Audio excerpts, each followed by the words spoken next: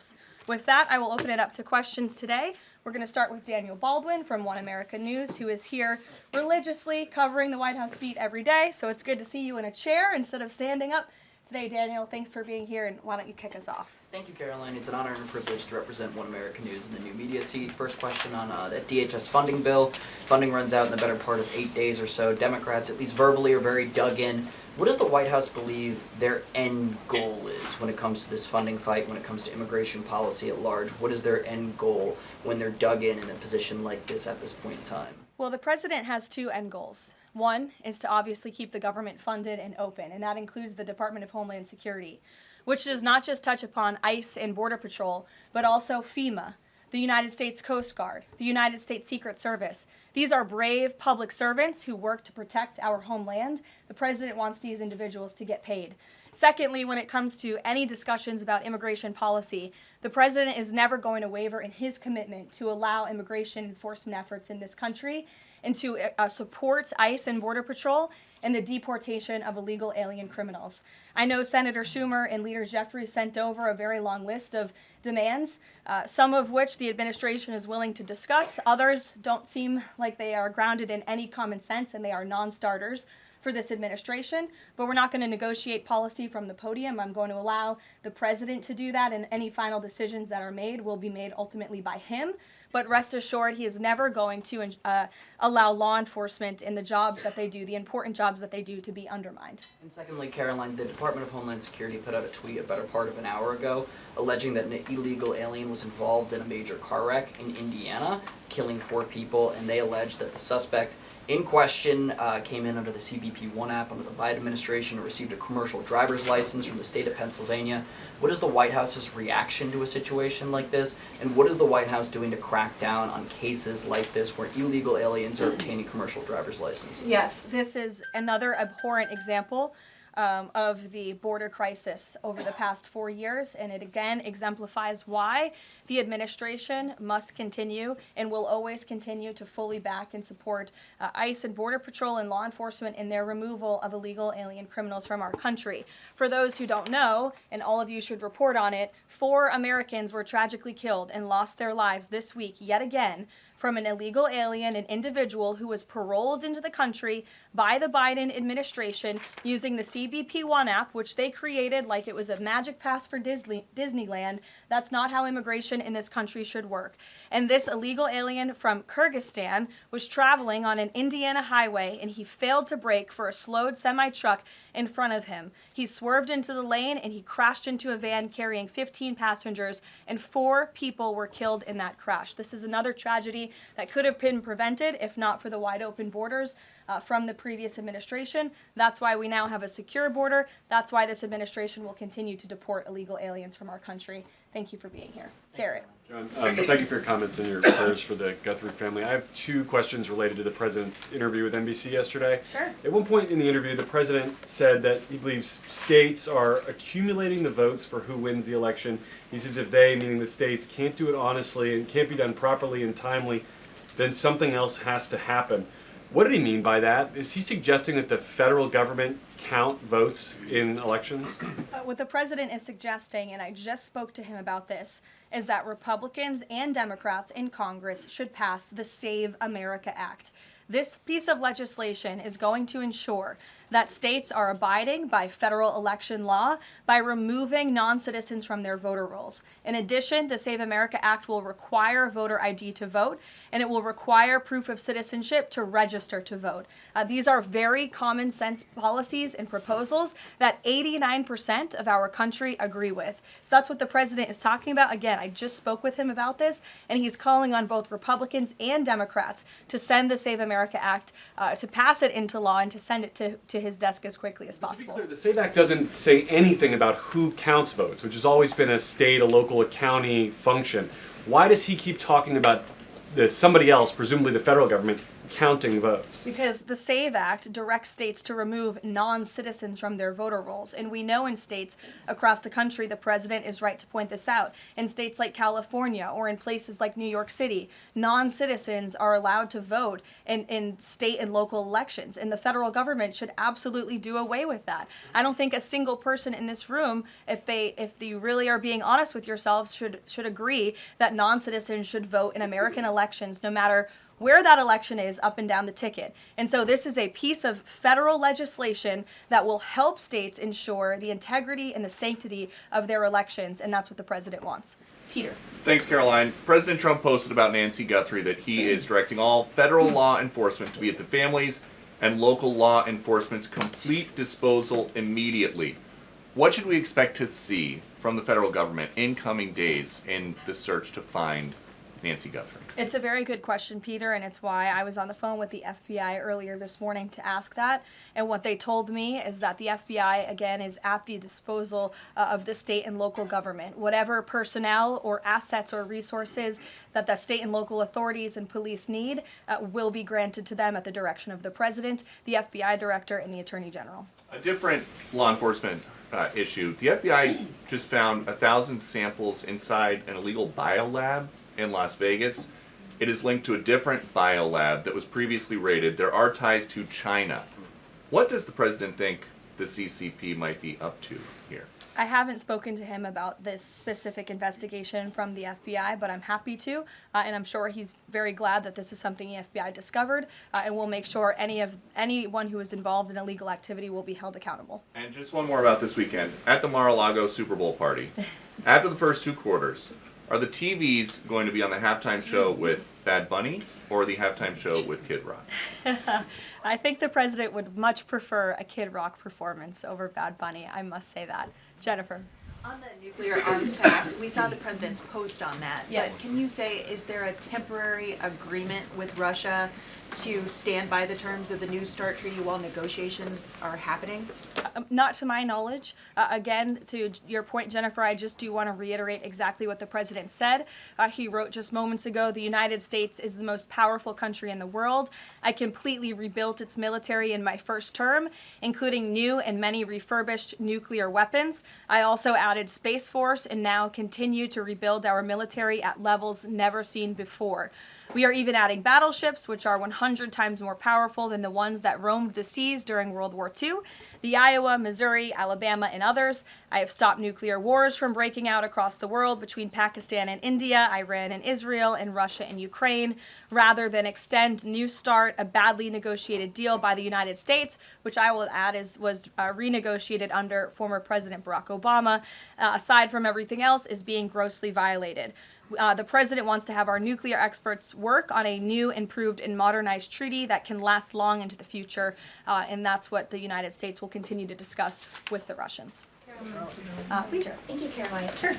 Did President Trump himself ever ask DNI Gabbard to head down to Fulton County, Georgia? The president was asked and answered that question just yesterday. I've seen a lot of the media in this room get very caught up with the semantics of why Tulsi Gabbard is there. I will tell you why, and the president agrees with this, because election security is essential to national security.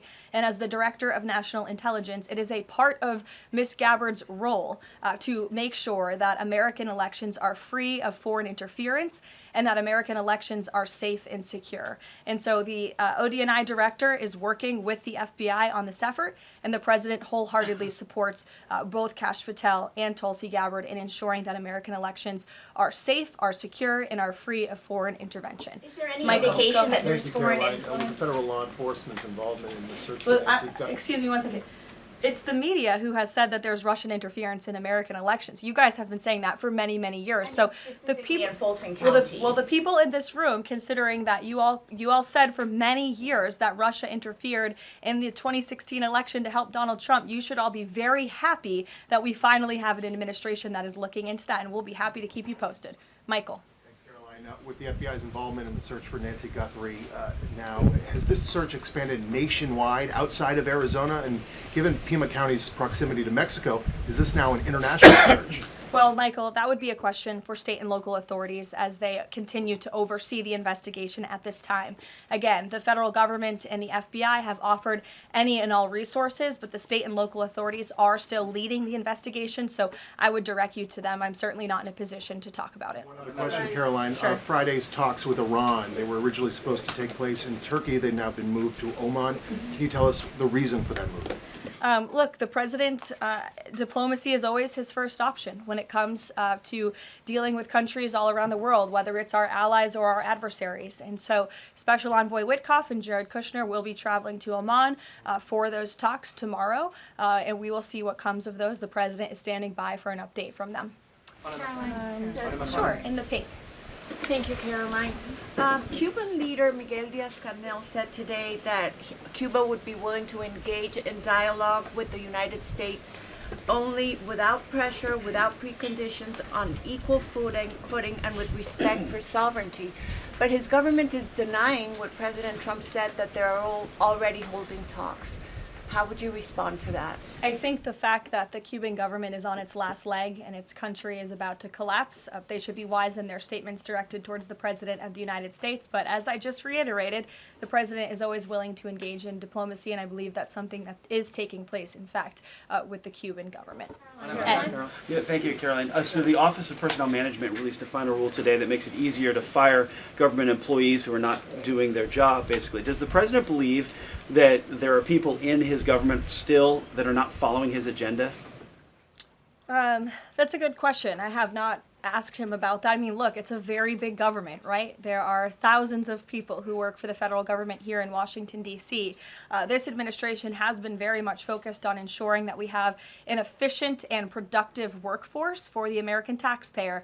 There's not a day that goes by where we don't show up and realize we are public servants working on behalf of the American people, and everybody in the federal government best have that mindset, or they won't be welcome to work for this administration. So I think it's a good thing that the Office of Personnel Management put this rule out. I think if people aren't doing their jobs, if they aren't showing up for work, if they're not working hard on behalf of this president, they're not welcome to work for him at all.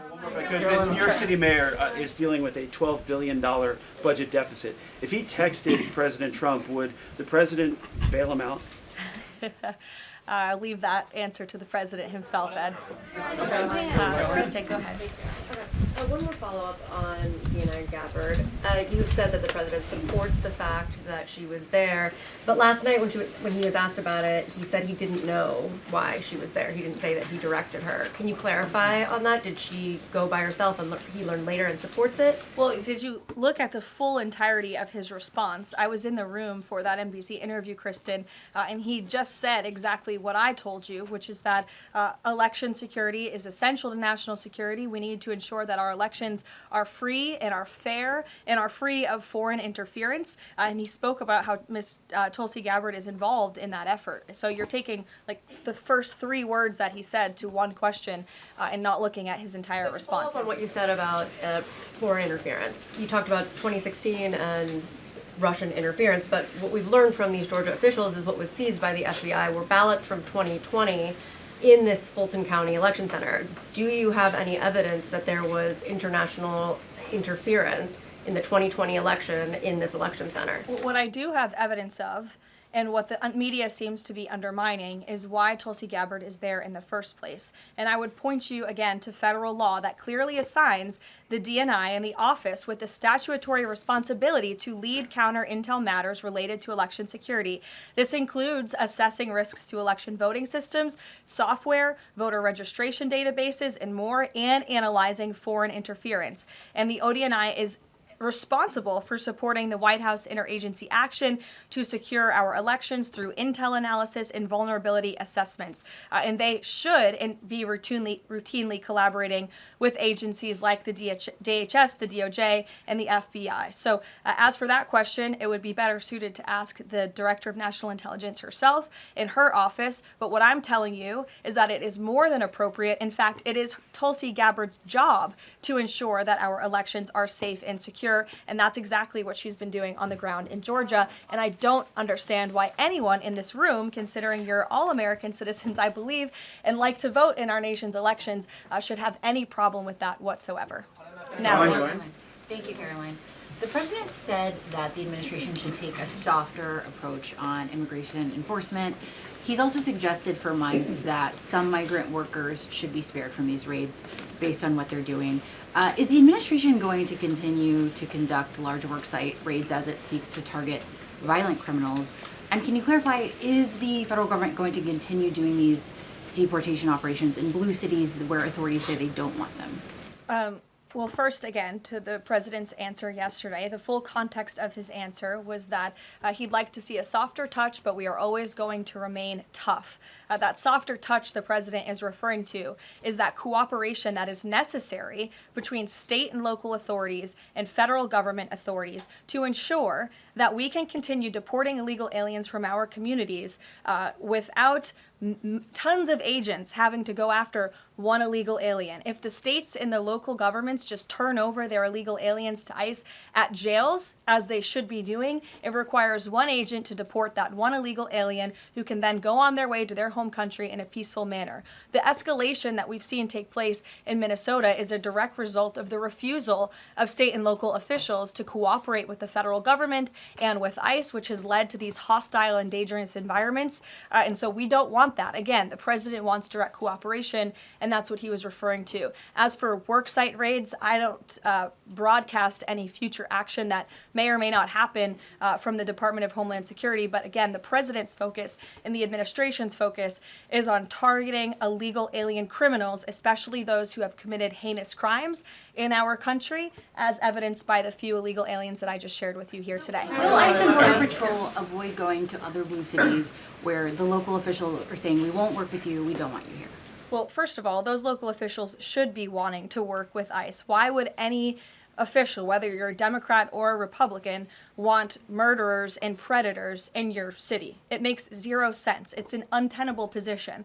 The only reason Democrats are taking that position now is because their entire party platform is just anti-Trump. It makes no sense for the American people. They should be calling this White House, they should be calling Secretary Noem, they should be calling Tom Homan, and they should be saying, we want to work with you to remove the worst of the worst criminals from our city. Please come here. So yes, ICE is going to continue to do their job in cities and communities across the country, but it certainly makes it much easier when we have that level of cooperation and corroboration at the state and local level. In places like Florida, where there has been the arrest of thousands, tens of thousands of illegal alien criminals. None of you talk about that, or none of you hear about that, because these operations are going seamlessly and peacefully. Why? Because there is an intimate cooperation between the state government and the federal government, and that's what the president wants to see in all 50 states. In the whites, yes. Hi, thank you, Caroline. Over the weekend, President Trump said that he was giving a serious look at endorsing in the Texas Republican Senate primary. We know that Minnesota and Georgia also have competitive, crowded primaries. Is he giving those races a serious look as well? Well, I'm not allowed to speak from the podium on any future political endorsements the president may or may not make, but I know that he is watching all of these races across the country quite carefully. I won't get ahead of him on any potential endorsements. John. Thanks a lot, Caroline. Two questions for you about the continuing resolution that the president signed for the Department of Homeland Security. What would be the repercussions for all of the agencies under DHS if no agreement is reached on funding when that deadline approaches next Friday? Well, there will be grave repercussions for all of those agencies, but more importantly, frankly, for the American people who those agencies serve. And that's exactly what the president and the White House want to avoid. Again, we want to keep the government funded. We want the Department of Homeland Security, of course, to be up and operationalized and continuing as necessary to protect our homeland, to secure our border, to ensure the brave men and women of the United States Coast Guard are getting paid, the brave men and women of the United States Secret Service who protect the president, the vice president, and frankly, all of you in this building every day continue to receive the paychecks that they so well deserve. And so that's why the White House will engage in these talks with Democrats. But again, the president is never going to cave on this administration's core promise to deport illegal aliens from our country. You said, Caroline, in your statement that there are certain proposals that Democrats are putting up that are non-starters. What are some of those non-starters? There are a few, and it's a very good question, but I won't negotiate from the podium. I know the White House will be engaged in direct, serious talks with Democrats on this important matter. Natalie. Thank you. In addition to launching Trump RX tonight, Trump has said that he wants to meet with insurance companies to lower healthcare costs. Do you have any update on when those meetings are Yes, going? he does want to meet with insurance companies. That meeting will take place. I don't have an update on when it will be on the schedule, but the purpose of that meeting will be to continue to negotiate with these companies to ensure that more money is going back to the American consumer.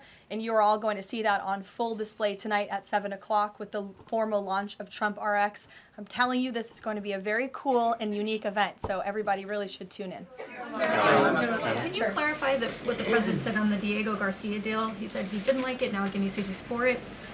He spoke with Prime Minister Starmer directly. He understands Prime Minister Starmer's position, and he supports it. But as the president reiterated in that statement, of course, the United States reserves the right to protect our assets. We still have a military base, of course, on the island of Diego Garcia. And so the president reiterated to the Prime Minister and to all of you that the United States will never waver, if necessary, in protecting our assets anywhere in the world, but including on Diego Garcia.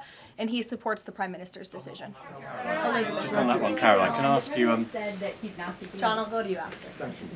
The president said he's now seeking $1 billion from Harvard, considerably more than before. What changed here, and how are negotiations going? Well, look, this has been an ongoing negotiation and, frankly, a frustrating negotiation for the president and the administration because we want a deal. And it's very unfortunate that Harvard has dragged its feet in understanding they need to rectify the wrongs and the illegal behavior that took place on their campus over the course of the past several years under the previous administration. And so the president wants a justified deal to correct for that criminal behavior that took place on their campus. He is now demanding $1 billion from Harvard University, and Secretary McMahon will be continuing to lead this negotiation and these talks. John. Caroline, thank you. You mentioned some polling earlier that was very compelling on deportations. Rasmussen came out with a poll today, said 75% of Republicans want all illegals deported. It seems like the conversation has shifted again to focusing only on deporting illegal aliens who are criminals. Is the president still committed to deportations of the 20 million illegals that came here under Joe Biden, or are you starting to see that back? Yes, and the president has always been committed to that, John. But we must prioritize, and the prioritization is on those tens of thousands of convicted criminals whom we know are still roaming our streets. ICE and Border Patrol and DHS have done a phenomenal job of removing tens of thousands of them. Actually, nearly 1 million people have been deported from our country over the past year, 2 million additional self-deportations. So nearly 3 million people have left the United States. But again, as you pointed out rightfully, Joe Biden and the Democrats allowed approximately 20 million people into our country illegally. So yes, of course, the president is committed to ensuring that America is and always will be a nation of laws. Thank you, Caroline. Steve Bannon recently said, quote, "We're going to have ICE surround the polls come November." Is that something that the president is considering? That's not something I've ever heard the president consider, So no. you can guarantee to the American public that ICE will not be around polling locations or voting locations in November? I can't guarantee that an ICE agent won't be around a polling location in November. I mean, that's frankly a very silly hypothetical question. But what I can tell you is I haven't heard the president discuss any formal plans to put ICE outside of polling locations. It's a disingenuous question. Caroline, I had two questions regarding the DHS. The first one is, one of the Democrats' main demands for DHS funding was to demask ICE agents. Is this something that the president is even considering? Again, this is one of the specific points in the letter that went out by Senate Majority Leader Schumer and Hakeem Jeffries. I won't negotiate the individual points from the podium, but it is obviously something the White House will be discussing with lawmakers on Capitol Hill in the coming days. Is the administration concerned that the shakeup that we're seeing of DHS activity in Minneapolis could potentially embolden different obstructionist protesters around the country as they now have a playbook on how to get ICE out of their cities? No, because what you saw yesterday with the drawdown of 700 agents only occurred because the condition that the President of the United States set for local states, local counties to turn over illegal aliens to ICE has been met. The vast majority of counties, nearly every single county now in Minnesota, has made an agreement to notify ICE when they are releasing an illegal criminal from their jail. This is a huge win for the administration. Again, it's a condition the president set out and has been met thanks to the tireless efforts of Mr. Homan. And as for the left-wing agitators who have been illegally obstructing ICE's immigration efforts, we are not letting that behavior go unnoticed or unpunished. In fact, just today, the Department of Homeland Security arrested this individual. He is a self-proclaimed Antifa member who has been threatening, doxing, harassing ICE. He called for the murder of federal law enforcement officers. He encouraged bloodshed in the streets of Minnesota. He proudly acclaimed affiliation with the domestic terrorist organization Antifa. And the Department of Justice, thanks to the great work of HSI and the FBI, was able to locate and arrest this individual today.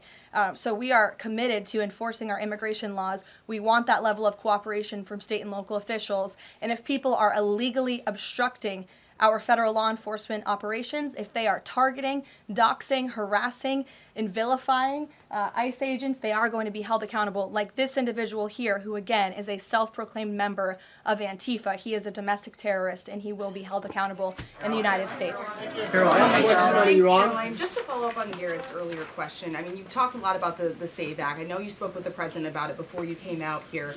The president has gone beyond that, though. He's talking about Republicans taking over elections, states are agents of the federal government. So just to be clear, is the president only calling on Congress to pass the SAVE Act, or does he want Republicans to go further than that before the midterm elections? The president is calling on Republicans, again, and Democrats to pass the SAVE Act. I will reiterate, requirement for voter ID to vote. That should be something that no American should oppose. In fact, we know that the vast majority of Americans support it. Requiring proof of citizenship to register to vote, which is not hard to do. We should be able to do that in this country. If you want to register to vote in the United States of America, you have to be a citizen in the United States of America. And this piece of federal legislation will direct states to remove non-citizens from the voter rolls. I just had a conversation with the president about it. John. Thank you, Caroline. I have two questions. Tariffs on South Korea. As you know, President Trump recently mentioned increasing tariffs on South Korea. When will the 25% tariffs increasing on South Korea begin? Secondly, what impact will this have on national security? Sure. I don't have a timeline for you on that, but I will make sure that our trade team here at the White House gets you an answer swiftly and promptly. John. Thank you so much, Caroline. Yesterday, President Trump, in the NBC interview, said that it bothers me that somebody is going after Bill Clinton. That somebody is the House Oversight Chairman, James Comer, a Republican. Why is the president bothered that they're investigating Bill Clinton and his Epstein ties? Look, I think that the president has respect for the former president of the United States, Bill Clinton. He said yesterday himself they've shared a good relationship, and that's what he was reiterating in that NBC interview. Go ahead, Caroline. Can you tell us a little bit about the agenda for tomorrow's talks with the Iranians? What will be the focus of the discussions? Diplomacy moving forward. The president has obviously been quite clear in his demands of the Iranian regime. Zero nuclear capability is something he's been very explicit about, and he wants to see if a deal can be struck. And while these negotiations are taking place, I would remind the Iranian regime that the president has many options at his disposal, aside from diplomacy, as the commander-in-chief of the most powerful military in the history of the world. Take one, Washington Examiner. Go ahead. Lynchburg County, Virginia, their local law enforcement is defying the blue government's demand that they no longer cooperate with ICE. There's a lot of red counties that are thumbing their nose at the blue government, blue states leadership, telling them not to cooperate with ICE.